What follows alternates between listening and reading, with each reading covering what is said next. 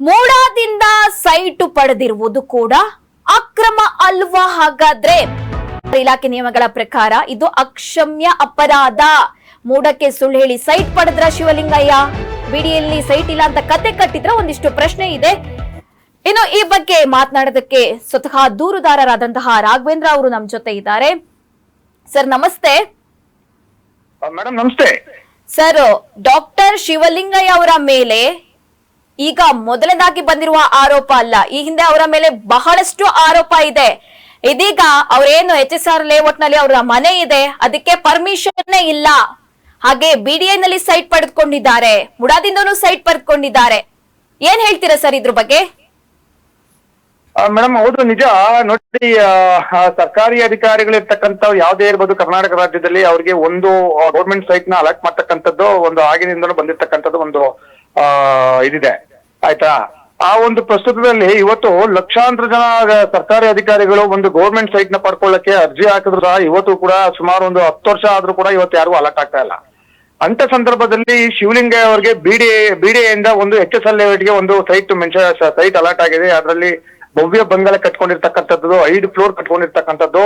ಆಮೇಲೆ BBMP ಇಂದಾಗ್ಲಿ ಅಥವಾ BDI ಇಂದಾಗ್ಲಿ ಯಾವುದೇ ನಕ್ಷೆ ಅನುಮೋದನೆ, ನಕ್ಷೆ ಪರವಾನಗಿ ಪಡೆದುಕೊಂಡು ಯಾವುದೇ ತರಹದ ಕಟ್ಟಿಲ್ಲ. ಯಾಕೆ ಅಂತಂದ್ರೆ ಈಗ ನಮ್ಗೆ ನಾವು ಕೇಳ್ಪಟ್ಟಿರ್ತಕ್ಕಂಥದ್ದು. ಆಮೇಲೆ ಇದಕ್ಕೆ ಸಂಬಂಧಪಟ್ಟಂಗೆ ಏನು ಈಗ ಪ್ರಸ್ತುತ ನೆಪ್ರೋ ಯೂರಾಲಜಿ ವಿಕ್ಟೋರಿಯಾ ಆಸ್ಪತ್ರೆ ಆವರಣದಲ್ಲಿರ್ತಕ್ಕಂಥ ನೆಪ್ರೋ ಯೂರಾಲಜಿ ಪ್ರಸ್ತುತ ಹಾಲಿ ನಿರ್ದೇಶನ ಆಗಿರ್ತಕ್ಕಂಥ ಡಾಕ್ಟರ್ ಶಿವಲಿಂಗಯ್ಯ ಅವರು ಈ ಹಿಂದೆ ಇರ್ತಕ್ಕಂಥ ಹಿಂದೆ ಕೂಡ ಇವರು ನಿರ್ದೇಶಕರಾಗಿದ್ರು. ಆ ಸಂದರ್ಭದಲ್ಲಿ ಕೂಡ ಸಾಕಷ್ಟು ಹಗರಣಗಳಾಗಿದ್ದಾವೆ ನೆಪ್ರೋ ಯೂರಾಲಜಿಲಿ. ಅದ್ರ ಬಗ್ಗೆ ನಾವು ಮಾಹಿತಿ ಹಕ್ಕಲ್ಲಿ ಕೇಳಿದ್ರು ಸಹ ನಮ್ಗೆ ಯಾವುದೇ ತರದ ಮಾಹಿತಿಯನ್ನು ನೀಡಿದಂತ ಒಂದು ಭ್ರಷ್ಟ ಅಧಿಕಾರಿ ಅಂತಾನೆ ಹೇಳ್ಬೋದು.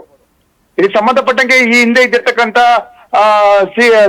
ಚೀಫ್ ಅಡ್ಮಿನಿಸ್ಟ್ರೇಷನ್ ಆಶಾ ಪರ್ಮಿನ್ ಅವರಿದ್ರು. ಅವರು ಕೂಡ ಸರ್ಕಾರಕ್ಕೆ ಸುಮಾರು ದೂರು ಕೊಟ್ಟಿದ್ದಾರೆ ಈತ ಏನೋ ಶಿವಲಿಂಗಯ್ಯ ಅವ್ರ ಮೇಲೆ. ಎಸ್ ಸರ್, ಇನ್ನು BBMP ನೋಟಿಸ್ಗೂ ಕೂಡ ಇವ್ರು ಕ್ಯಾರೆ ಅಂತ ಇಲ್ಲ ಅಂತ ಹೇಳಲಾಗ್ತಾ ಇದೆ. ಇದ್ರ ಬಗ್ಗೆ ಏನ್ ಹೇಳ್ತೀರಾ ನೀವು? ಮೇಡಮ್ ಹೌದು, ಈಗಾಗಲೇ ಒಂದು ಬಾರಿ ನೋಟಿಸ್ ಕೊಟ್ಟಾಗ ಆಕ್ಚುಲಿ ಯಾರೋ ಒಬ್ರು ಎಕ್ಸಿಕ್ಯೂಟಿವ್ ಇಂಜಿನಿಯರು ಹೇಳ್ತಾರಂತೆ, ಯಾರೋ ಬಹಳ ಇನ್ಫ್ಲೂಯೆನ್ಸ್ ಮಾಡಿಸ್ತಾರೆ, ಇನ್ನೊಂದು ಮಾಡ್ತಾರೆ ಅಂತಕ್ಕಂಥದ್ದು ನಮ್ಮ ಅಸಿಸ್ಟೆಂಟ್ ಕಳಿಸಿದಾಗ ಹೇಳಿದಾರಂತೆ. ಅದ ನಂತರ ಮತ್ತೆ ಈಗ ಮೊನ್ನೆ ಅಂದ್ರೆ 3 days ಬ್ಯಾಕ್ ಎರಡನೇ ನೋಟಿಸ್ ಕೊಟ್ಟಿದ್ದಾರೆ BBMP ಇಂದ. ಅದಕ್ಕೂ ಕೂಡ ಯಾವುದೇ ತರದ ಉತ್ತರ ಕೊಡ್ತಾ ಇಲ್ಲ. ಉತ್ತರ ಏನಂತಂದ್ರೆ, ನಾನು ಕನಕಪುರ ಕ್ಷೇತ್ರದಲ್ಲಿ ಇರ್ತಕ್ಕಂಥ ಒಬ್ಬ ವ್ಯಕ್ತಿ, ನನಗೆ DK ಬ್ರದರ್ಸ್ ಗೊತ್ತು ನನಗೆ ಅಂತಕ್ಕಂಥ ಮಾತನ್ನ ಸ್ವತಃ ಅಧಿಕಾರಿಗಳಿಗೆ ಹೇಳಿ ಕಳಿಸಿರ್ತಕ್ಕಂಥ ನಮ್ಮ ಮ್ಯಾನೇಜರ್ಗೆ.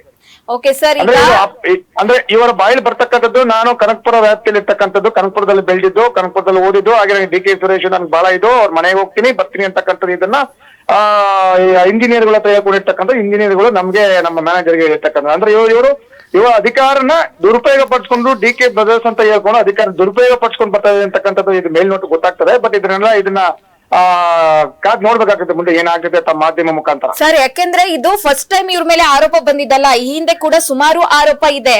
ಹಾಗಾದ್ರೆ ಯಾಕೆ ಕ್ರಮ ಇಲ್ಲ? ವೈದ್ಯಕೀಯ ಸಚಿವರು ಶರಣ ಪ್ರಕಾಶ್ ಪಾಟೀಲ್ ಅವರು ಹಾಗಾದ್ರೆ ಏನು ಕ್ರಮ ತೆಗೆದುಕೊಳ್ತಿಲ್ಲ? ಇವರಿಂದ ಯಾರಾದ್ರೂ ರಾಜಕಾರಣಿ ಇರಬಹುದಾ ಅಂತ ಪ್ರಶ್ನೆ.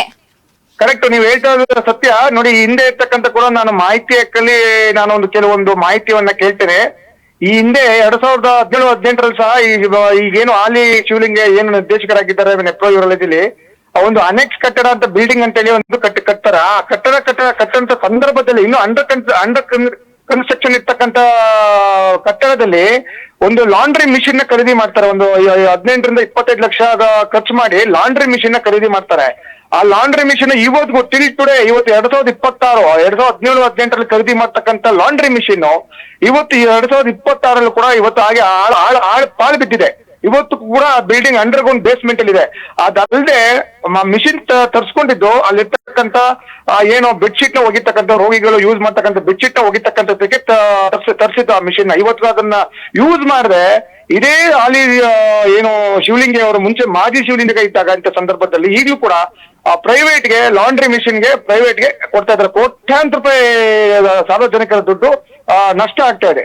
ಇವತ್ತು ಸ್ವತಃ ನಮ್ಮಲ್ಲಿ ಮಿಷಿನ್ ಇಟ್ಕೊಂಡು ಮನೇಲಿ ವಾಷಿಂಗ್ ಮಿಷಿನ್ ಇಟ್ಕೊಂಡು ನಾವು ಲಾಂಡ್ರಿ ಕೊಡೋದು ಎಷ್ಟು ಮಟ್ಟಕ್ಕೆ ಸರಿ? ಸಾರ್ವಜನಿಕರ ವಲಯದಲ್ಲೂ ಅಷ್ಟೇ, ಸರ್ಕಾರದ ವಲಯದಲ್ಲೂ ಅಷ್ಟೇ. ಯಾವ್ದಾದ್ರು ಇದ್ರ ಬಗ್ಗೆ ನಾನು ಮಾಹಿತಿ ಕೇಳಿದಾಗ ಒಂದು ಇಂಚು ಮಾಹಿತಿ ಕೊಟ್ಟಿಲ್ಲ. 1.5 ತಿಂಗಳಾಗ್ತದೆ. ಅದಕ್ಕೆ ನಾನು ಅಪೀಲ್ ಕೂಡ ಹೋಗಿದ್ದೇನೆ. ಇದ್ ಮುಂದಕ್ಕೆ ಸರ್ಕಾರ ಕೂಡ ಗಮನಕ್ಕೂ ತಂದಿದ್ದೇನೆ. ಇದಕ್ಕೆ ಸಂಬಂಧಪಟ್ಟಾಗ ಏನಾಗುತ್ತೆ ನೋಡ್ಬೇಕಾಗ್ತದೆ. ಧನ್ಯವಾದಗಳು ಸರ್ ಮಾಹಿತಿಗಾಗಿ. Thank you.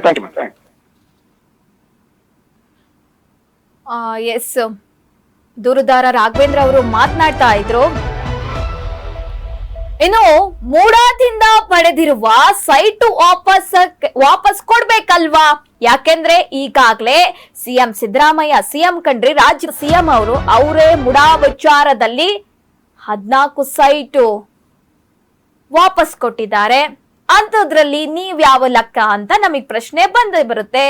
ವಾಪಸ್ ಮಾಡಿಲ್ಲ ಅಂದ್ರೆ ಬಹಳ ಅಪರಾಧ ಆಗುತ್ತೆ. ಇದು ಒಂದೇ ಸರ್ಕಾರಿ ನೌಕರ ಒಂದೇ ಕಡೆ ಸೈಟ್ ತೆಗೆದುಕೊಳ್ಳಕ್ಕೆ ಸಾಧ್ಯ, ಎರಡೆರಡು ಕಡೆ ಸಾಧ್ಯನೇ ಇಲ್ಲ. ಇದು ಅಕ್ರಮ ಅಂತ ಗೊತ್ತಿದ್ದು ಕೂಡ ಈ ತರ ಸುಳ್ಳು ಹೇಳಿ ಮಾಡೋದು ಎಷ್ಟರ ಮಟ್ಟಿಗೆ ಸರಿ ಅಂತ ನೀವೇ ಪ್ರಶ್ನೆ ಮಾಡ್ಕೊಳ್ಳಿ.